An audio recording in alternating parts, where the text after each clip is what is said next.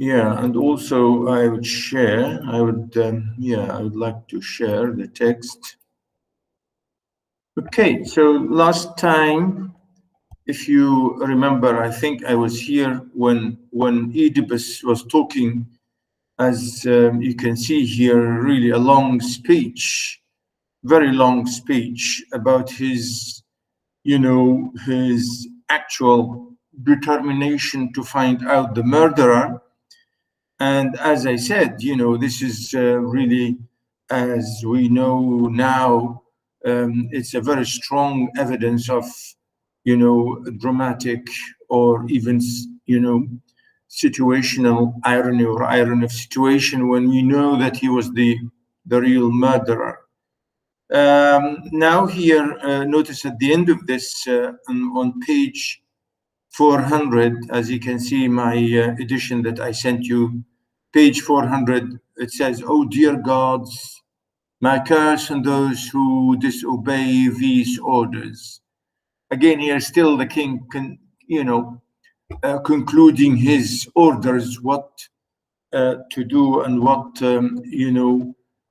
because he ordered, he gave the orders to all the nation. Notice here, "My curse on those who disobey these orders. Let no crops grow out of the earth for them. Shrivel their women, kill their sons, burn them to nothing in this plague that hits us now, or something even worse. But you, Lord, loyal men of Thebes, who approve my actions, may our champion justice, may all the gods be with you. Fight beside us to the end." Yeah, as I say, this is the, as I'm saying, the tragedy that he's asking his people to behave in a strong way, to do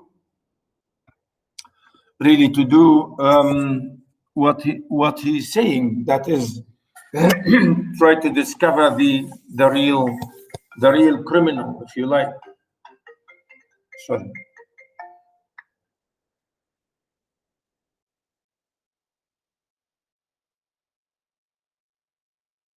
And the idea really is quite amazing how we get that.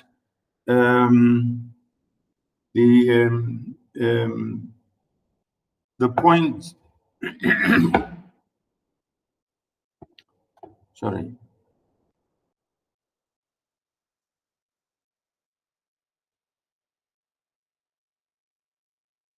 The point about his decision to find out who really was the real murderer. Of course, as I said, it's going to be really disastrous for him to discover that.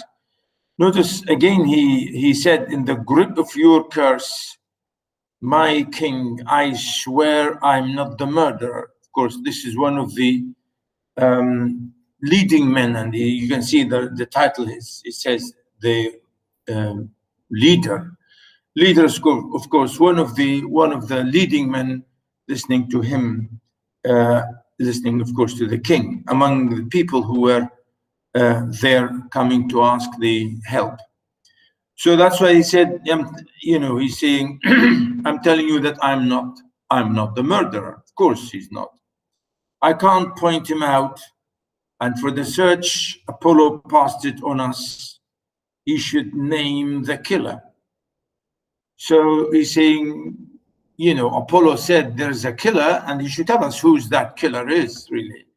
He's saying since he did it, since he knew that there was a killer, so he has to tell us who's that man is. Okay?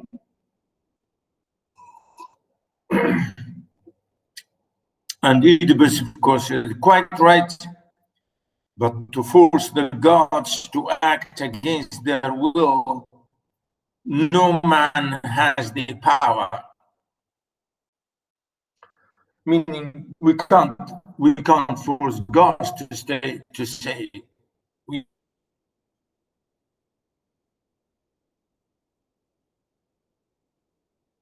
The idea Sorry.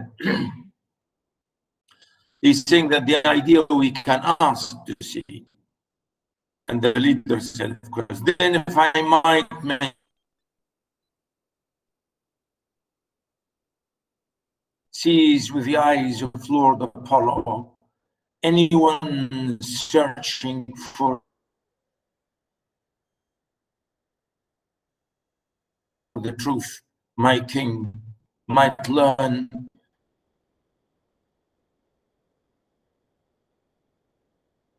it from the prophet,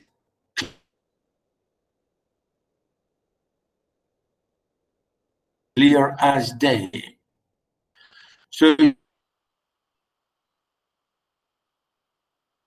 the group and the audience saying, our prophet, he is our seer, he can see Lord Apollo, so he can tell us, you know, and as we see it in the bottom line, at the bottom, whose ghost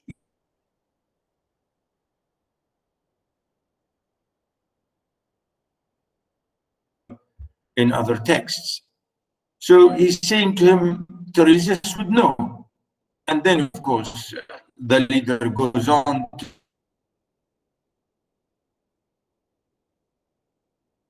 to say about that, we need him. Without him, I will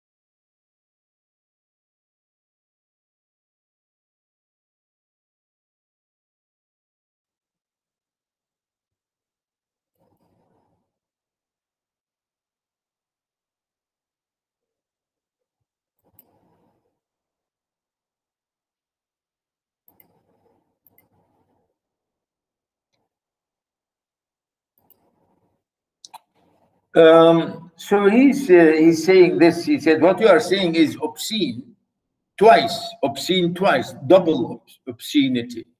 Means that is a horrible thing that you are saying twice. First, it's horrible because you are talking something against gods, and then really, against the whole nation and everything. And he's saying, you are going to be punished for this. And Teresa said, shall I say more so you can really rage? Do you want me really to say more so you can get angrier and angrier and angrier? Oedipus, much as you want. Your words are nothing, futile. So he said, okay, say whatever you like, but they mean nothing to me. And the word futile means meaningless, meaning purpose without any aim. They will have no impact. Teresa, you can't imagine, I tell you, you and your loved ones live together in infamy. You can't see how far you have gone in guilt. Yeah. Again, as I said, really, to be honest, as I said to you, Tiresias knows all this. So why on earth he didn't stop it? Why on earth he did not stop it? Yeah. Tiresias knew, so why didn't he say it? Yeah, isn't it? So he's saying, now he's saying to him, to the king, you are terrible. You and your loved ones, I mean you and your family. Now you think you have a family, you have a wife and you have children. All of you, he said, you are infamous. You are horrible. You are terrible. You are living in incestual, horrible relation and family sort of relationship. Again, Oedipus is getting angry every minute. You think you can keep this up and never suffer? Indeed, if the truth has any power. Again, he's always warning him that he's going to punish him. Oedipus again, it does, but not for you, old man. You have lost your power. Some stone blind, stone deaf, senses, eyes blind as stone. He's accusing him. Oedipus, remember, Oedipus is angry, really is amazed, is shocked. He said, what are you talking about? You're accusing me of something really, really dangerous, absolutely unbelievable. So he's saying to him, you are a crazy old man. You are a blind, old, horrible man. And you have, now you are the prophet, and now you will lose all this. I'm going to kill you, he said. He said, stone blind, stone deaf, meaning you terrible, you can't see, you can't hear, you have no senses. And how can you say this? Tiresias said, I pity you, flinging at me the very insults each man here will fling at you so soon. Wow. Yeah. Saying, you are accusing me of all this. You are throwing at me all these bad things. All of us in a minute, we will throw the same bad things on you because you are the bad one. You are the stone blind. You are the stone deaf. You have no senses. You are the blind man. You can't see that you have killed your father and married your mother. You are the ugly one. Again, Oedipus, he said, blind, lost in the night, endless night that cursed you. You can't hurl me or anyone else who sees the light. You can never touch me. Oedipus is getting, as I said, angry. He said, are you talking to me? Who can touch me? I am the king here. Tiresias again, true, it's not your fate to fall at my hands. Yeah, he said, now we come back to the idea of fate. He said, okay, yes, I'm not going to punish you. It's not me. You are not fated to be punished by me. You are fated to be punished by gods. And that's what he said. Yes, it is true that none of us will punish you. You know, it's the punishment of the gods. It's not your fate to fall at my hands, meaning it's not me who's going to punish you. Apollo is quite right enough, or Apollo the gods, you know, that's what he means there. And he will take some pains to work this out, meaning Apollo will know how to punish you. Yes, certainly he's going to punish you. And Oedipus was really angry. Creon, is this conspiracy his or yours?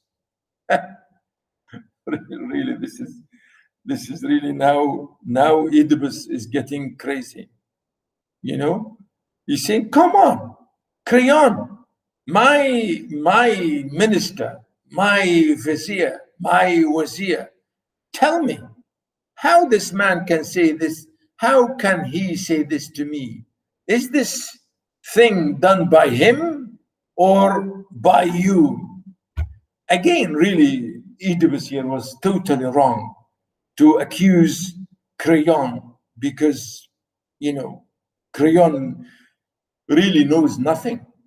Absolutely, he doesn't know anything about that. And Tiresias, of course, you know, he asked him, and Tiresias said, Creon is not your downfall. No, you are your own. You see, so this is it. None of us is the reason. You are the reason. If your fall, your downfall is done by you, it's your own mistake, your own terrible thing. And again, Oedipus said, oh, power, wealth and empire, skill outstripping skill in the heady rivalries of life. What envy lurks inside you? Just for this, the crown the city give me, I never sought it. They laid it in my hands. For this alone, Creon, the soul of trust, my loyal friend from the start, steals against me, so hungry to overthrow me. He sets this wizard on me, this scheming quack, this fortune teller peddling lies, eyes peeled for his own profit, sees blind in his craft, you know.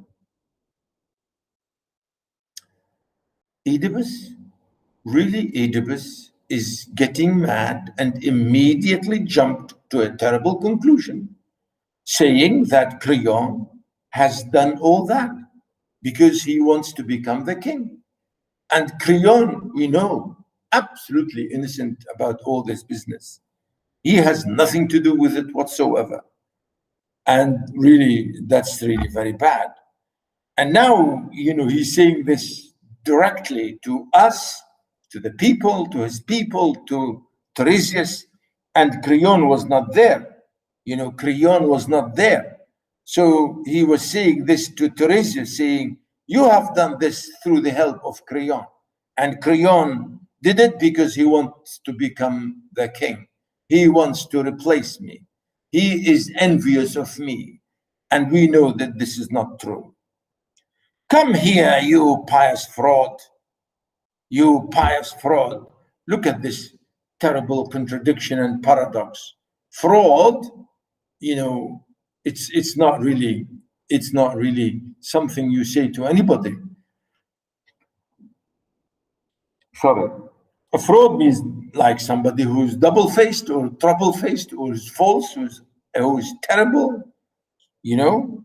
And you say pious, you know, pious is absolutely religious, good, wise, nice, good man. So how can you say pious and fraud, you know? both contradictory adjectives here, if you like, or fraud here as a noun, if you like, pious fraud.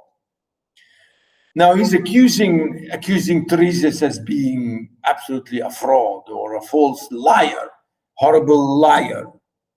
Tell me, when did you ever prove yourself a prophet? He's saying to him, come on, tell me, since when you have been a prophet? Tell me. When the Sphinx, the chanting fury, kept her death watch here, why silent then, not a word to set our people free? Yes, and I think this is a very logical question. And that's what I said. Really, that's what I said. Tiresias is to blame here.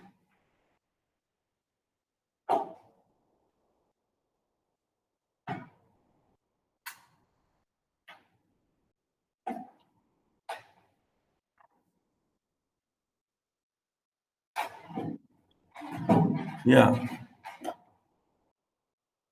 So he's saying to him, why didn't you say it? If you knew this from all those days, from the first day I came, so why didn't you say it? When the Sphinx, that changing fury, kept her death watch here, why silent then? Not a word to set our people free. There was a riddle, not for some passers-by to solve. It cried out for a prophet. So the Sphinx tried many people, and nobody was able to answer. Why didn't you answer? Why didn't you say something? Where were you? Where were you? Yeah. Did you rise to the crisis? Did you say something? Did you really face the problem? Not a word. You didn't say anything. You and your birds, your gods, nothing. He's laughing at him here, saying birds, as if to say, you are flying with the birds means you are crazy. You are bringing all this story from nowhere. Nobody would believe you. Come on, you terrible old man, you terrible old blind man. They're saying to him, you didn't say anything. No, but I came by, I, Oedipus the ignorant, I stopped the Sphinx with no help from the birds. The fight of my own intelligence hit the mark, saying I was intelligent enough. And again, this is really the sad thing. He was not intelligent enough to know not to kill an old man, because that old man could be his father, and not to marry an older woman, because that older woman could be his mom. And this is the man you would try to overthrow? You want to overthrow me as the most intelligent man who solved the riddle for the Sphinx? You think you will stand by Creon when he is the king? Meaning, do you think you will be next to Creon as the new king? You and the great mastermind, you will pay in tears. I promise you. For this witch hunt, if you didn't look so senile, the lash would teach you what your scheming means. Saying, really, I feel that I want to hit you and lash you, if you like, here, and whip you. But you see, one, as if to say here, because you're an old man, I'm not going to really whip you, because you deserve this. And Tiresias, of course, again, really is saying it in a very bad way and feeling really bad in every sense, said, I would suggest his words were spoken in anger, Oedipus, sorry, this is the leader saying that he wants to interfere and to stop this accusation. And he's saying it in really a strong way to say that don't blame him if you like. I would suggest his words were spoken in anger. Oedipus, yours too, and it isn't what we need. The best solution to the oracle, the riddle posed by God, we should look for that. And Teresa's here again said really a good, really good quotation. Notice, you are the king, no doubt, but in one respect, at least, I am your equal. The right to play, I claim that privilege too. I am not your slave. I serve Apollo. I don't need crayon to speak for me in public.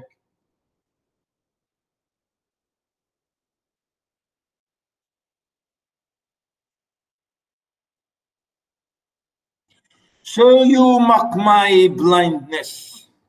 So you mock my blindness. Are you laughing at me? You laugh at my blindness? Let me tell you this. Let me tell you this. You with your precious eyes, you are blind to the corruption of your life. You laugh at me because I'm blind, but you are the blind one. You have good eyes, you have precious eyes, but you can't see. You are blind to the corruption of this nation, corruption of your life, to the house you live in. You are ugly and bad to the same house where you live now. Those you live with the same people. Who are your parents? He's saying, can you tell me who are your parents? You think you know? Okay, tell me, who are your parents? Do you know? Do you know? All unknowing, you are the scourge of your own flesh and blood. You are the scourge of your own flesh and blood. You're saying, come on, you are absolutely blind. You have done something absolutely horrible. You are the filthy, ugly man, ugly one against your own nation, your own people, your own flesh, your own father, your own mother, and so on and so on. So you really here we see Tiresias is judging, completely judging, and he deserves. Oedipus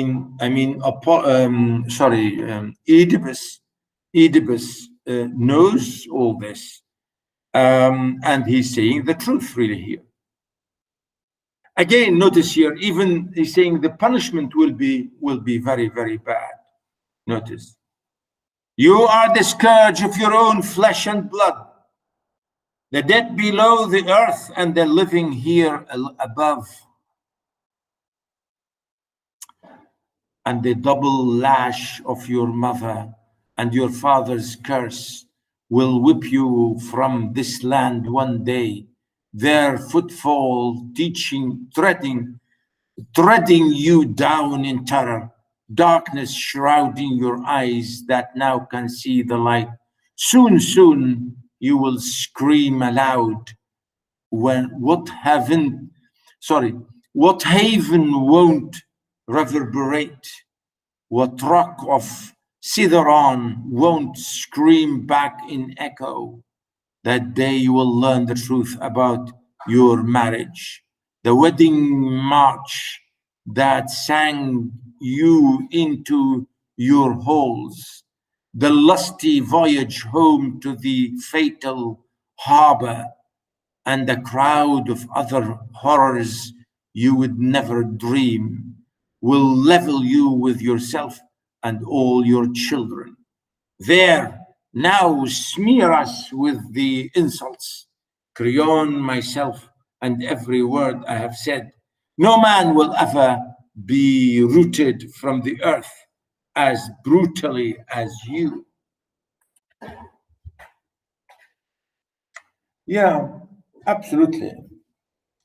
Really, absolutely. This is obvious, and Teresias was correct, completely correct here, to say that you are going to be the to be punished and to be kicked out of the nation and of the land, and everybody will know for sure that you are the evil character. And Oedipus said, enough with such filth from him, insufferable. What, still alive? Get out faster, back where you came from, vanish. Of course, you see here Oedipus is getting angry and is kicking him away. Yeah, of course. And Teresa said, I would never have come if you hadn't called me here. If I thought you would blurt out such absurdities, you would have died waiting before I would had you summoned.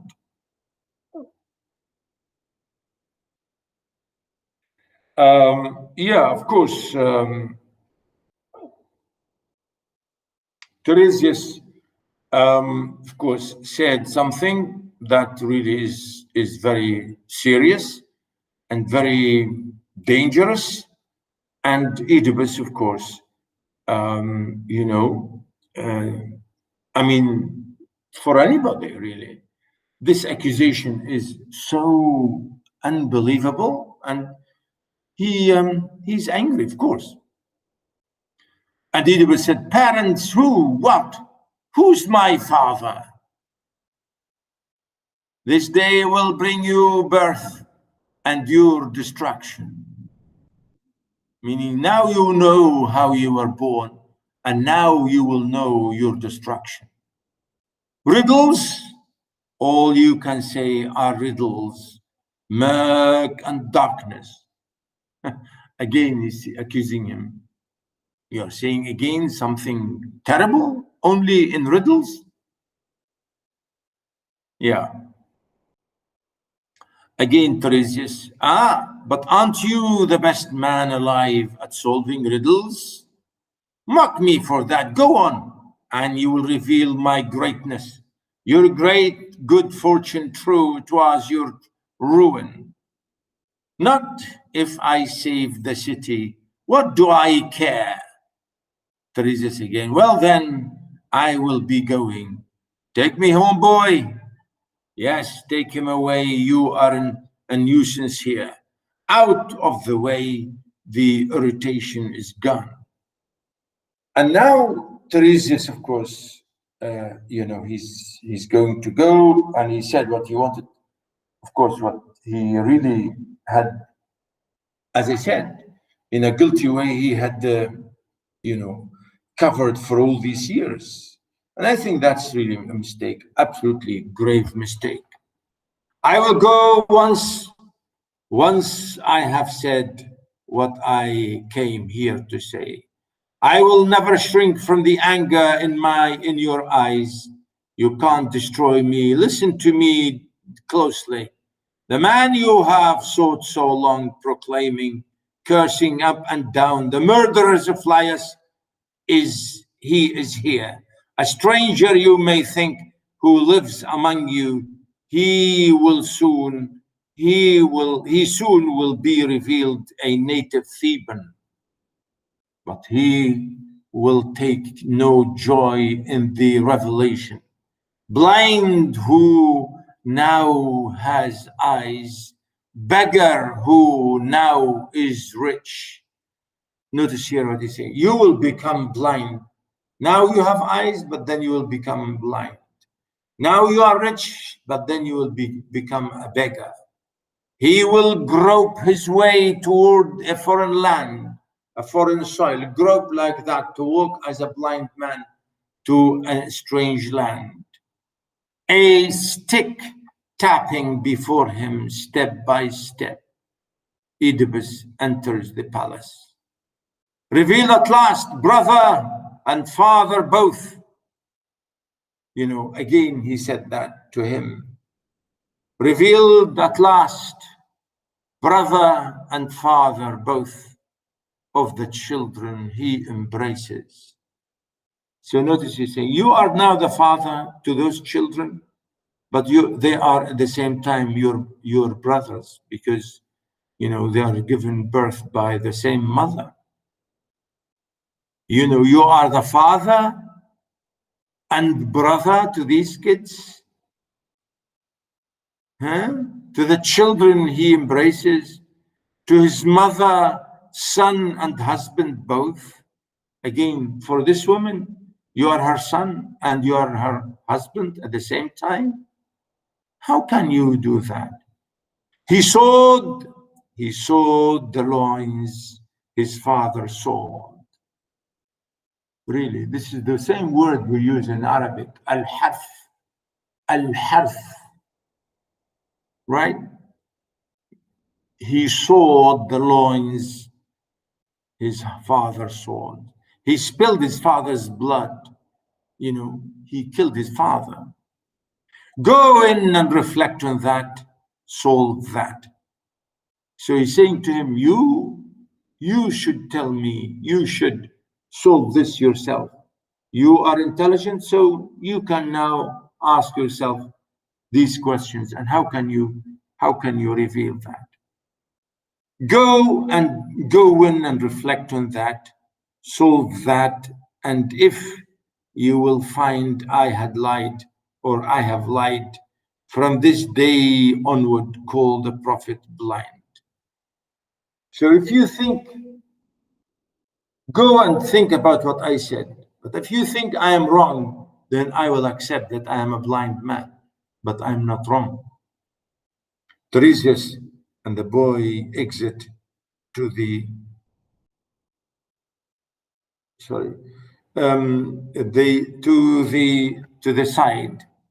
Again, Oedipus came again in a really angry way, and he wanted, of course, to tell us something about what happened and how he accused Creon when Creon entered here.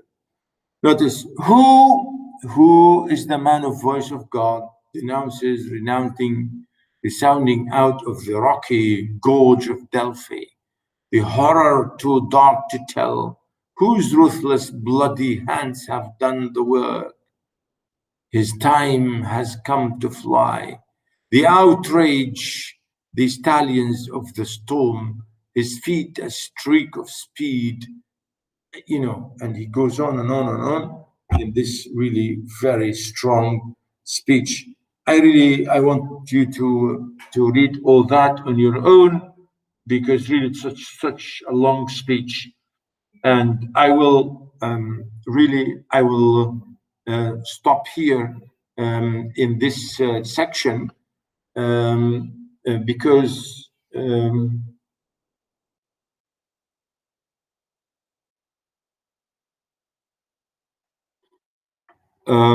because here really the effect was so strong, and Creon heard the accusations. They told him that the king was saying a lot of bad things against him, and now Creon really wanted to come in, or at least he came because, of course, he had no idea originally, but then he heard that the accusations being against him. And now Creon, of course, came in and gave this strong speech, as you shall see.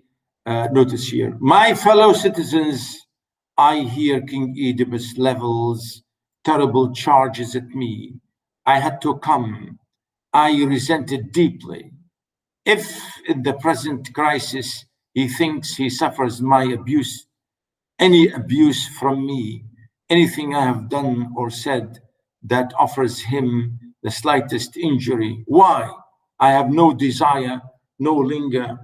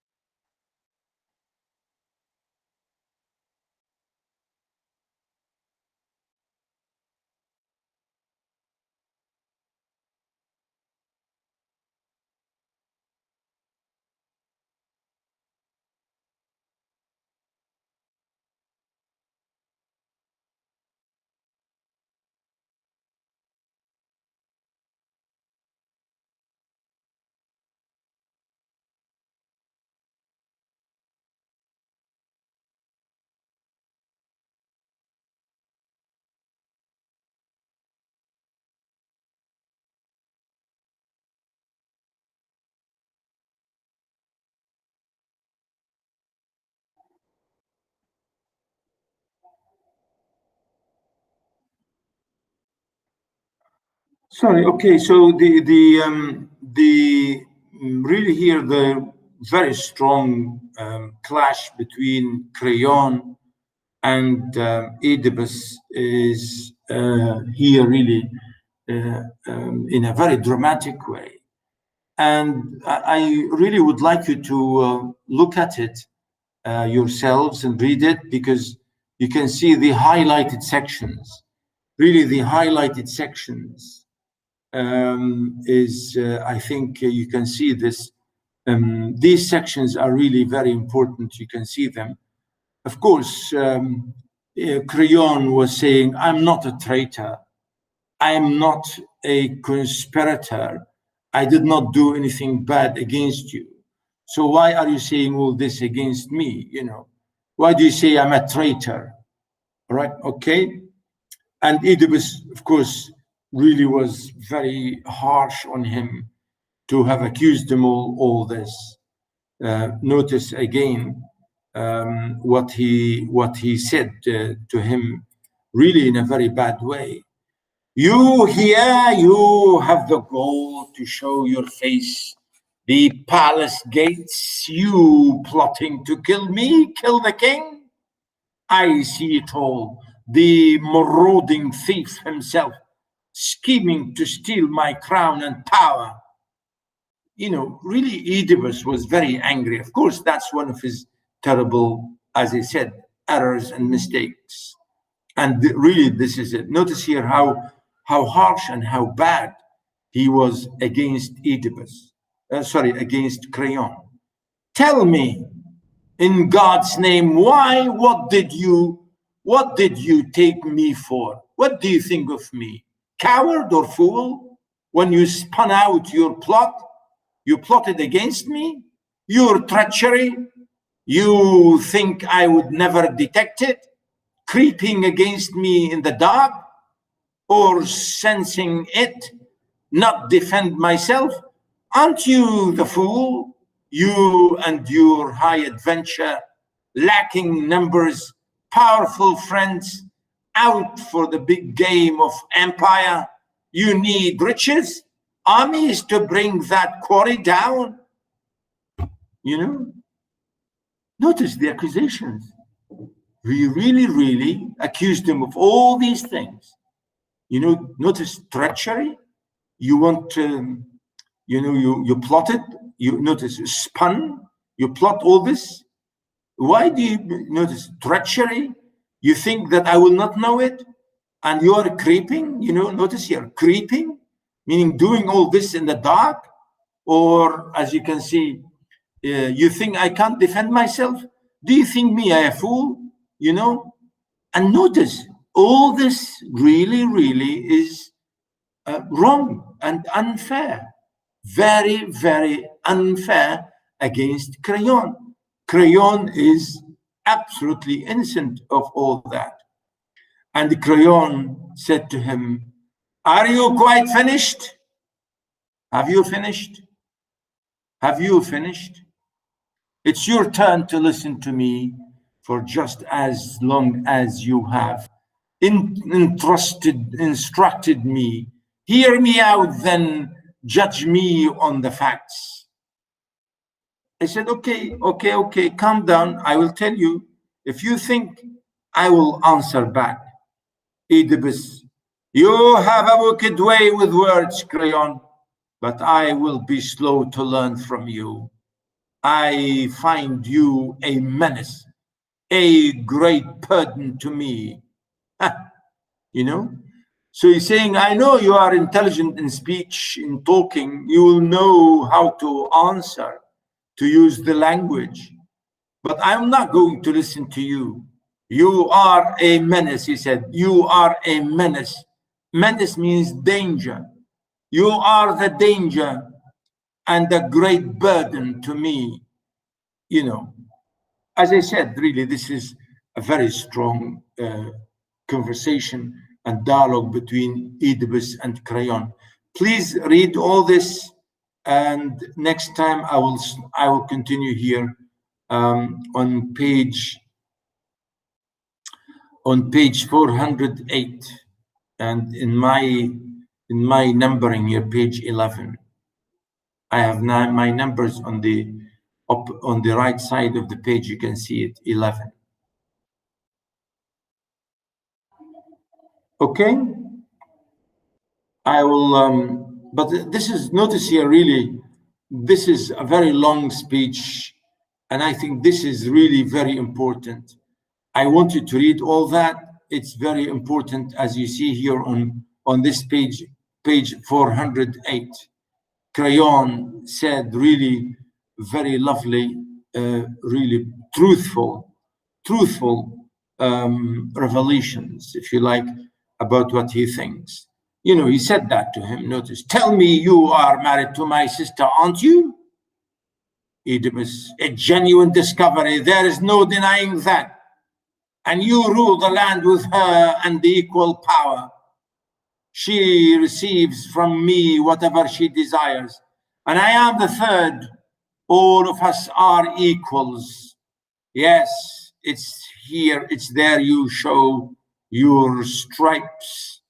You betray a kinsman. Not at all. Not at all. And here, as I said, this is the long, very important speech. Please read that carefully. Read it carefully. I will start from there next time. Okay, I think I want to stop here, and I will continue next time. Any question, anything?